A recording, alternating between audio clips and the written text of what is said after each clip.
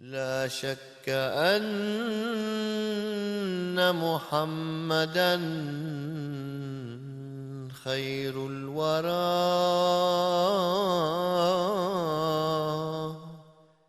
ريق الكرام ونخبة الأعيان.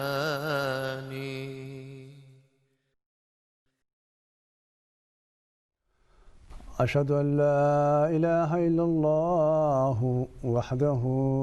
لا شريك له وأشهد أن محمدًا عبده ورسوله أما بعد فأعوذ بالله من الشيطان الرجيم بسم الله الرحمن الرحيم اللهم صل على محمد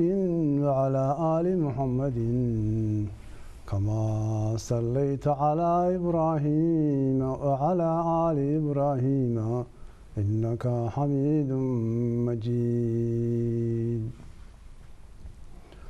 اللهم بارك على محمد وعلى آل محمد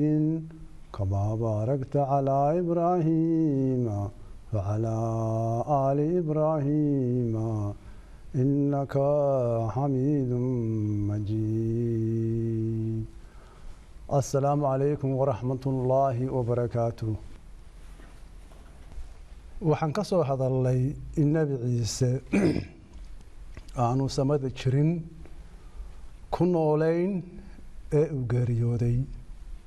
sida ambiyadii alle dhammaan ay u geeriyoodeen dunidana aanu ku soo noqon doonin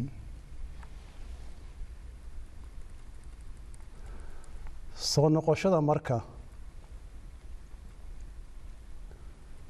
laga wariyay rasuulkeena sallallahu alayhi wa sallam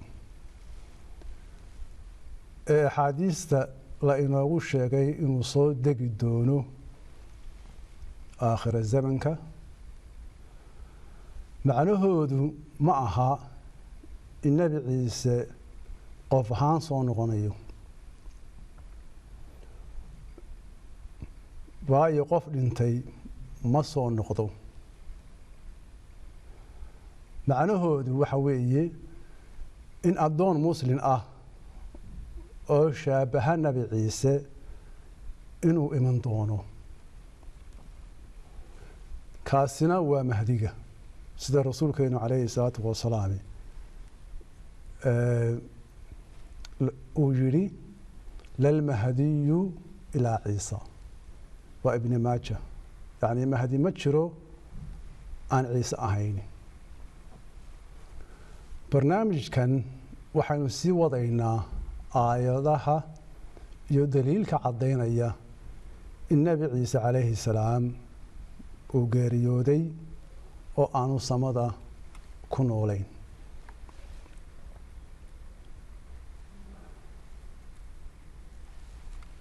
waxaa ilaahay yidhi acuudu billaahi min ashaytaan arajiim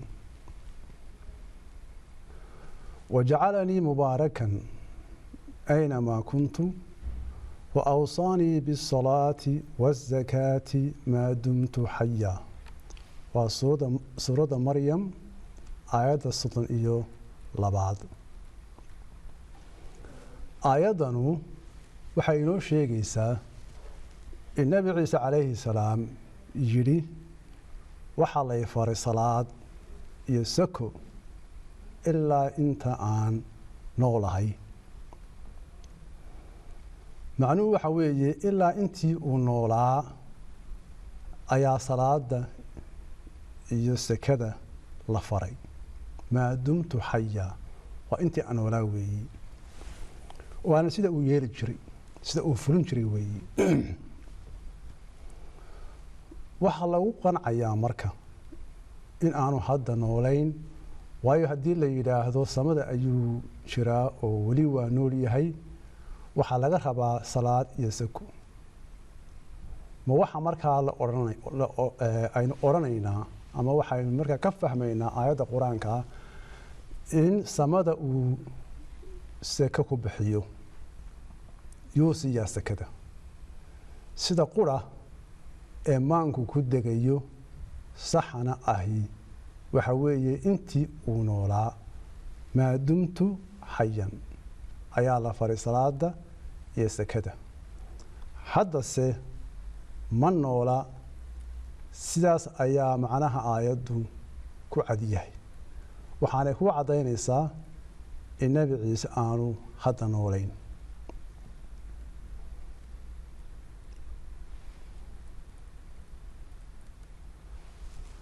آيات كلا إلهي وحجوري أعوذ بالله من الشيطان الرجيم ومن نعمره ننكسه في الخلق أفلا يعقلون وسورة ياسين وي آيات دا لحدن يستيداد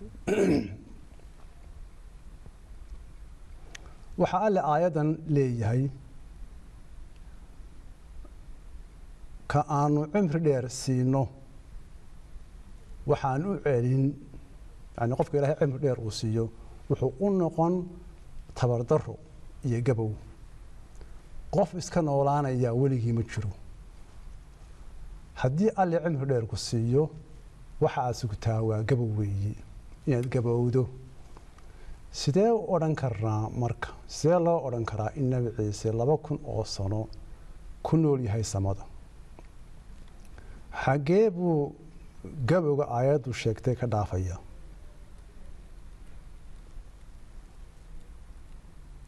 waa tahay Soomaalidu tiraahdo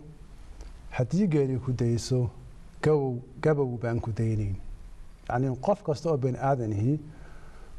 waxa weeye wuxuu gaadhaa waqti uu gaboobo qof weligii jiraya oo noolaanaya ma jiro haddii marka aad tiraahdo 2000 oo sano ayuu ku nool yahay nabi ciise oo samada ku nool yahay waxa weeye markaa bashar ama bani aadan ma ahayn waayo waxay u muuqanaysaa ama macnuhu noqonayaa qof 2000 oo sano nooli in aanu gabow shaqo ku lahayn waana sida masiixiyiintu ay ku doodayaan oo ay leeyihiin ma ahayn bashar ma ahayn ee wuxuu ahaa in ilaah waayo wuxuu ku nool yahay meel aan bashar kale ama bani aadan kale aanu ku noolayn alle ayaanu ka magan galnay bani aadamku waa gaboobaa waa in marka nabi ciise uu dhintay oo dunidan uu ku dhintay qof 2000 oo sano muxuu ahaa noolaanaya ma jiro aayadan kale ilaahay wuxuu yiri أعوذ بالله من الشيطان الرجيم ومنكم من يتوفى ومنكم من يرد إلى أرذل العمر لكي لا يعلم من بعد علم شيئا وآيات دير آياتنا ألا وحو آياتنا إنه ورمي سيدا لا إنه أبوري uurka hooyo muxuu ahaa aynu ugu soo kornay u dhalanay u qaangaadhnay ee qofku garanaysa uu xoog u yeeshay maxaa markaa intaa ka dambeeya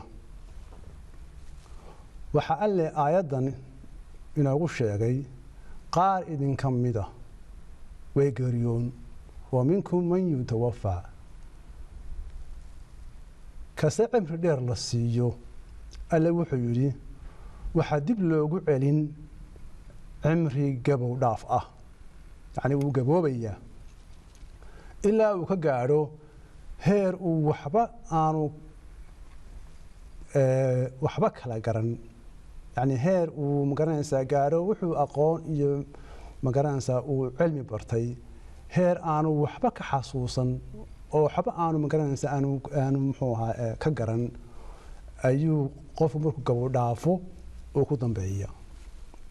waxaana markhaati ka ah in qof kasta markuu gaadho in xooga iyo garashadu labaduba ay yaraadaan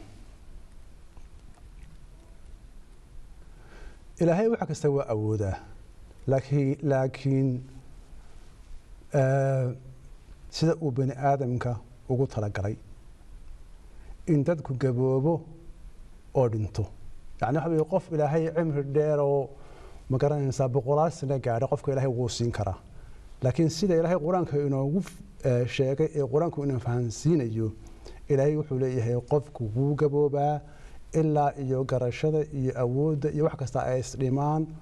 oo wuxuu cilmi bartay aan waxba ka xasuusan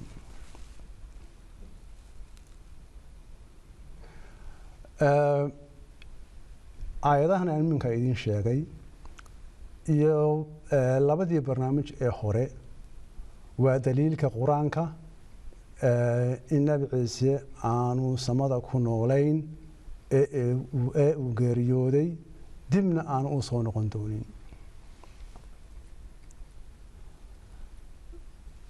ma jirto aayad qura oo qur-aanka ka mid ah oo alle subxaanahu wa tacaala yidhi nabi ciise samada ayuu ku nool yahay hala weydiiyo kuwa ku doodaya samada ayuu ku nool yahay inay aayad keliya aayad qura inay keenaan haddana waxaan idiin soo bandhigaya axaadiista iyana aynu ka fahmayno ama inoo sheegaysa in nabi ciise uu geeriyooday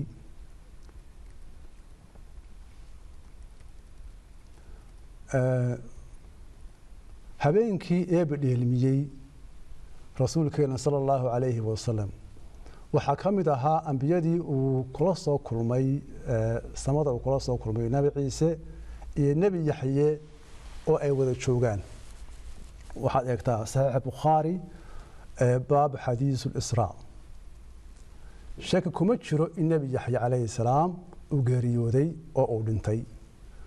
waxay wada joogi karaan oo qura haddii labaduba ay meyti yihiin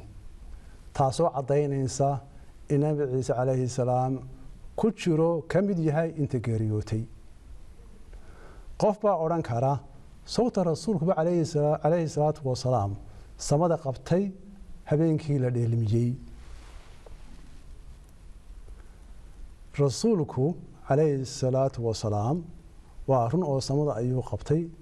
laakiin jidhkiisu ma tegin ruuxiisa ayaa tegey jidh samada qabtaa ma jiro waxaad ku fahmi karaysaa yani sida ugu dhow ee aad ku fahmi karayso micraajka rasuulka marka rasuulka sala allahu calayhi wasalam la dheelmiyey sida ugu fudud ee aad ku fahmaysaa waxaa weeye marka aad riyoonayso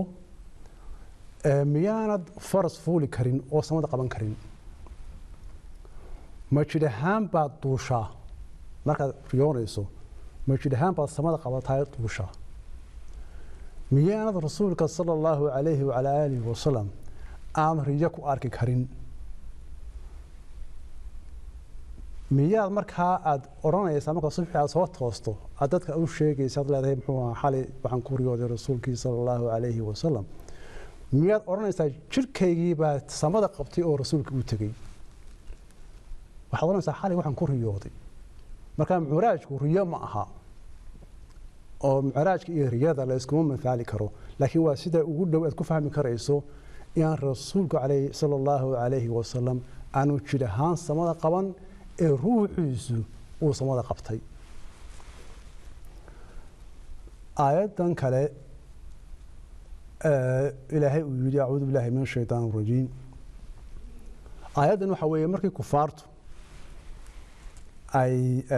ay warsadeen rasuulka sala allahu calayhi wasalam inuu samada qabto oo iyagoo arkaya uu kitaab la soo dego waxay yidhahen ilaa aad taa samayso kuma rumaynayno maxaa ilaahay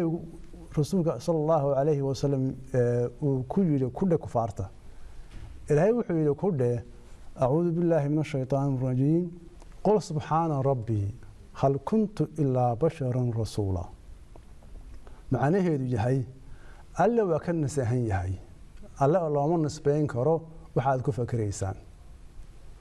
waxaan ahay bashar rasuul ah macnuu waxa weeye bashar rasuulihi samada jir ahaan ma qaban karo micraajka rasuulku sala allahu calayhi wacala aalihi wasalam waa mowduuc kale haddii alla ka dhigo mar kale ayaynu ka hadli doonaa axaadiista kale ee inoo sheegaysa in nabi ciise uu dhintay oo aanu samada ku noolayn waxaa ka mid ah wuxuu qoray ibnu kathiir low kaana muusa wa ciisa xayayni lamaa wasacahumaa ila itibaaci waxa uu rasuulku yihi calayhi salaatu wasalaam haddii muuse iyo ciise ay nool yihiin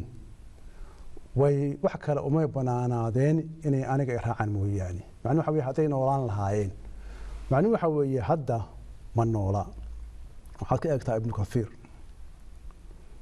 waxaa kale rasuulku sala allahu calayhi wasalam uu yidhi ina ciisa ibnu maryama caasha 20 wa 100 sana nabi ciise wuxuu uu noolaa 120 sano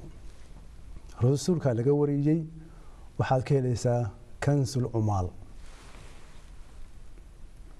waxaan hadda marka eegaynaa qof dhintay ma soo noqon karaa dadka qaar baa isweydiin karaa haddii uu dhintay miyaanu soo noqon karin mar labaad oo aanu qof ahaan mar labaad aanu soo noqon karin maya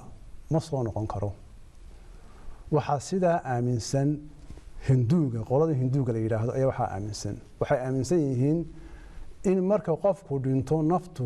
soo noqoto oo wax kale ama qof kale ama magaranaysaa muxuu ahaa cid kale ay gasho islaamku sidaa ma aaminsana qofka dhintay waa dhintay ma soo noqonayo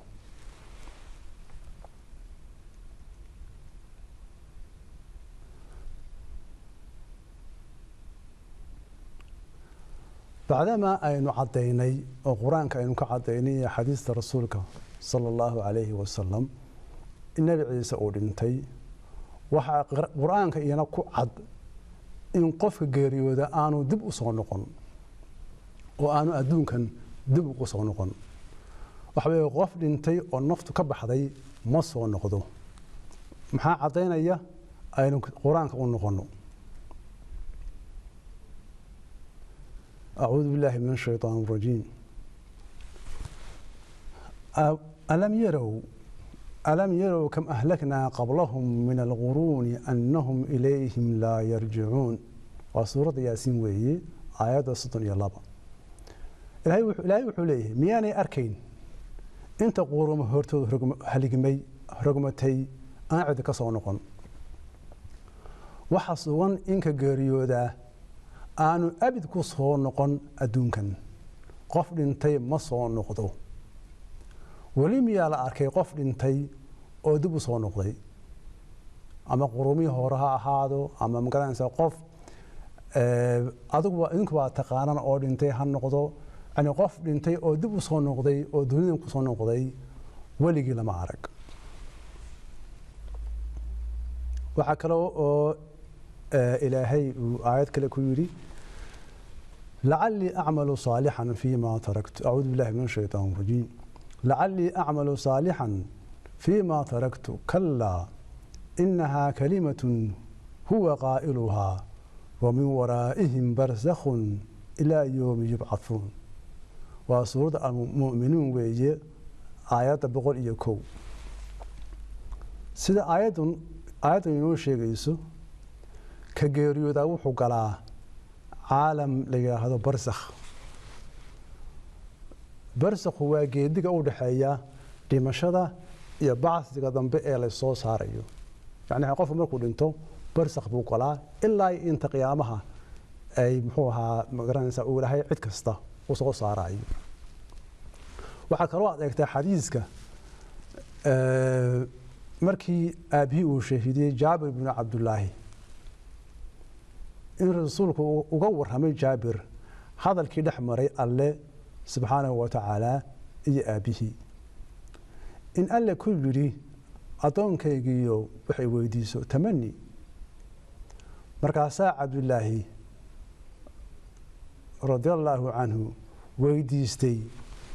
inuu dib u soo nooleeyo mar labaad oo dib ugu soo celiyo adduunkan si uu mar labaad u soo shahiido waxa alle ugu jawaabay xukun baa iga dhacay in aan dib loogu soo noqon adduunkan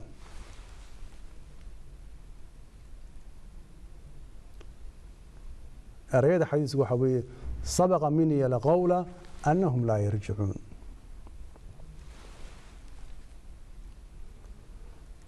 macnuhu marka ma aha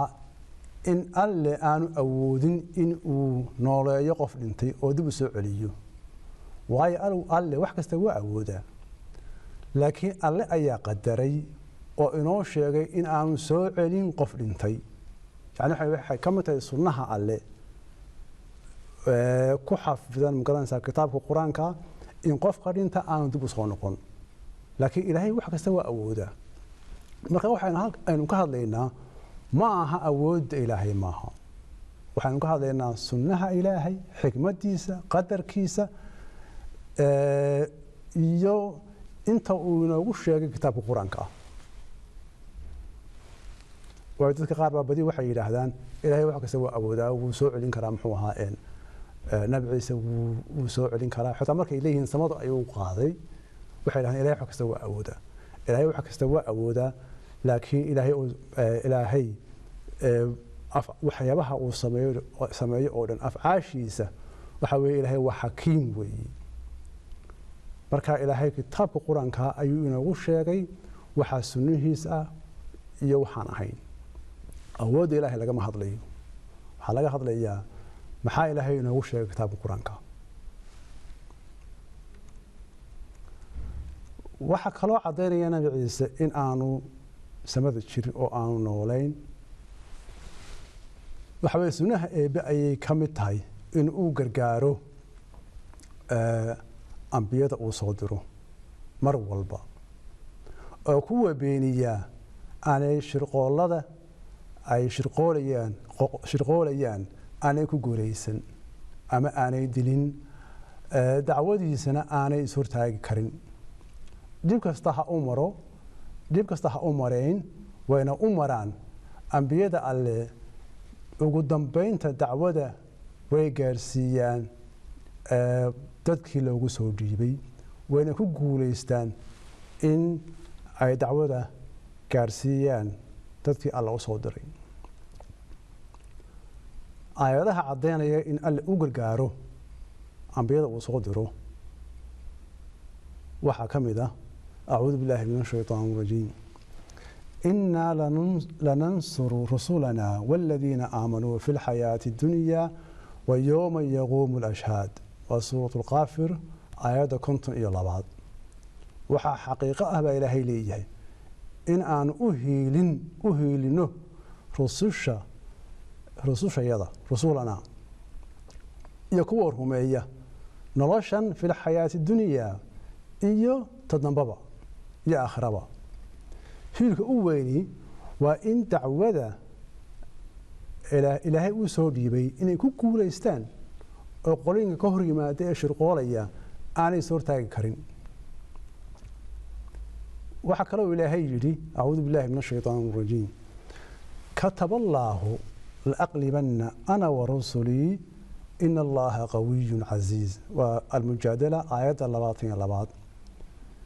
waxaa eebbe qadaray in isaga iyo rusushiisu ambiyada uu soo diraa ay qaalib noqdaan oo guulaystaan waxaa kale oo eebbe ku tilmaamay qur-aanka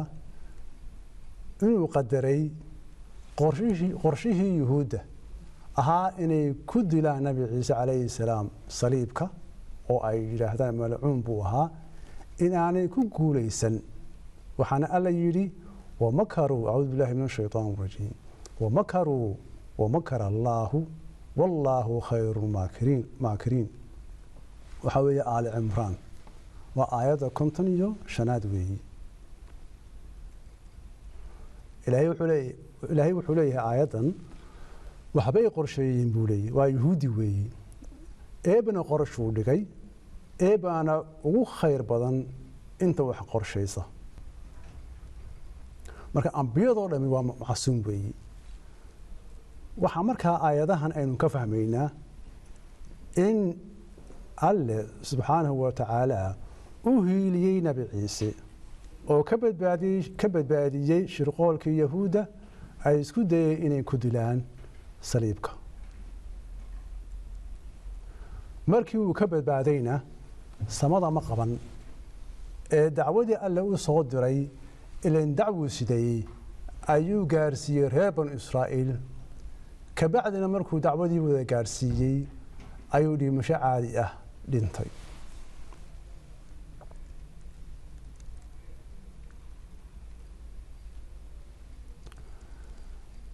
waxaa kaloo iyana muxuu caddaynaya nabi ciise inaanu soo noqon doonin nabi ciise waxaa loo soo diray reer banu israa'iil ilaahay wuxuu leeyahay acuudu billahi min ashaytaani rajiim warasuulan ilaa bani israa'iila waa suuratu aali cimraan aayadda 50aad nabi ciise isagoo la hadlaya reer banu israa'iilna waxaa ilaahay yidhi acuudu billahi min ashaytaani rajiim waid qaala ciisa ibnu maryama yaa bani israa'iila inii rasuulullaahi ilaykum waa suuratu asaf aayadda 7aad marka labada aayad waxay kuu sheegayaan nabi ciise in loo soo diray reer banu israa'iil haddii marka nabi ciise uu soo noqdo ummadda uu soo noqonaya waa ummaddii nebi maxamed reer banu israa'iil ma aha marka qur-aanka la raaco uma soo noqon karo ummadda nebi maxamed waayo qur-aankaa wuxuu leeyahay warasuulan ilaa bani israa'iila acuudu billahi min ashaytaani rajiim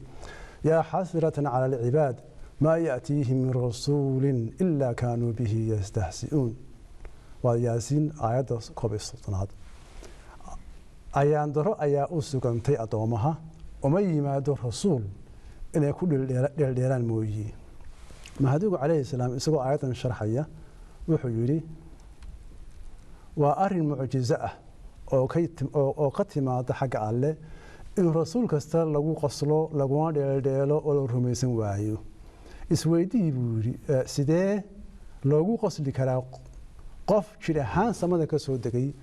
isagoo malaa'igi ay gelbinayso kuna soo dega bulsho sugaysay oo u diyaarsanayd caqliga fayoobi marka waa arki karaa in ka soo degista samada ee nebi ciise tahay caqiido been ah oo baadil ah haddeerba maqal cid ka soo degaysaa samada ma jirto dhammaan kuwa maanta iga horjeeda ee nooli way wada dhiman mid ka mid ahina ma arki doono nebi ciise oo ka soo degaya samada caruurtooda iyo kuway sii dhalaan dhammaan way wada dhiman mana arki doonaan nebi ciise oo samada ka soo degaya markaas kabacdi ayaa quluubtooda baqdin alla gelin oo ay isweydiin waa dadka wakhtigaa nool maxaa dhacay wakhtigii horoskuna waa kan sii dhammaanaya welise nebi ciise samada kama soo degini intooda waxgaradka ah ayaa markaa diidi caqiidadan baadilka ah inta aanay dhammaan 3 qarni laga bilaabo maanta muslimka iyo kiristankuba way ka fogaan oo way ka khashaafi caqiidadan beenta ah waxaana jiri doona adduunka diin qura iyo iimaan qura waxaan u imi inaan beero oo qura midhahan aan gacantayda ku beeray way baxayaan midhana way dhalayaan quwad adduunyo oo wax yeeli kartaana ma jirto tadkiiratu shahaadateyn waxaa weeye bejka 64 ilaa 65 haddaan soo koobno waxaan ka soo hadalnay barnaamijkan iyo labadii barnaamijka ka horeeyey in marka qur-aanka kariimka la raaco iyo xadiista rasuulka sala allahu calayhi wasalam nebi ciise aanu samada ku noolayn kuna noolaan karin waayo bani aadan ayuu ahaa qof bani aadan oo samada jir ahaan ku noolaan karaana ma jiro in ambiyadii alle dhammaan wada geeriyoodeen oo nebi quri aanu ka noolayn dhammaan aakhire ay wada jiraan marka lagu daro rasuulkeena muxamed sala allahu calayhi wasalam nebi ciisena calayhi salaam ka mid yahay inta geeriyootay in khalad laga fahmay aayadda qur-aanka ah ee alla yidhi bal rafacahu llaahu ilayhi ee kor qaadistu tahay maqaam iyo dhowaansho xagga alle ee aanay ahayn in jir ahaan alle samada u qaaday nabi ciise ambiyadoo dhamina dhammaantood waxa weeye marfuuc waa inta alla dhaweystay weeye inaan rasuulkeena sala allahu calayhi wasalam laga warin in qof kale muuqiisii lagu tuuray xaggee laga keenay hadalka ah qof kale ayaa muuqiisii lagu tuuray hala weydiiyo qolooyinka muxuu ahaa saa ku fasira aayadda qur-aanka inaanu jirin xadiis qura oo rasuulkeenu sala allahu calayhi wasalam yidhi nabi ciise samada ayaa loo qaaday in aayad qura oo alla yidhi nabi ciise samada ayuu ku nool yahay iyana aanay jirin in qof dhintay aanu soo noqon in alla u gargaaro ambiyada uu soo diro kana badbaadiyo shirqoolada kuwa beeniya in loo soo diro nabi ciise calayhi salaam reer banu israa'iil aanu u iman karin shaqo ku lahayn ummadda nebi maxamed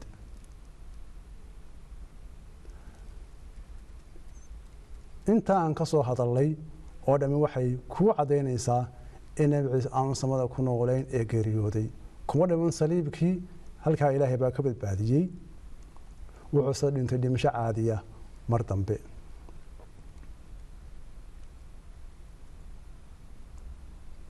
soo noqoshada marka laga wariyey rasuulkeena sala allahu calayhi wasalam inuu soo noqon doono aakhir zamanka waxa weeye in addoon muslim ah oo sifooyinkii nabi ciise leh alle idmi doono kaasna cid kale ma ah ee waa mahdiga sida rasuulku calayhi salaatu wasalaam uu yidhi lalmahdiyu ilaa ciisa waa sida qof loo odhan karo waa inasan weyne ama waa jiran daa'uud looma fahmo in ka dhintay uu soo noqday waxaa loo fahmaa in ka nooli sifooyinka ka dhintay in badan ka leeyahay oo ka shaabaho haddii alla ka dhigo barnaamijka dambe waxaan kaga hadli doonaa aynu ku soo qaadan doonaa macnaha axaadiista rasuulka laga wariyey sala allahu calayhi wasalam in nabi ciise soo degi doono waxa aynu sii faahfaahin doonaa macnaha rafaca kor qaadista haddii alla ka dhigo wasalaamu calaykum waraxmat ullaahi wabarakaatuh يا رب صل على نبيك دائما في هذه الدنيا وبعث ثاني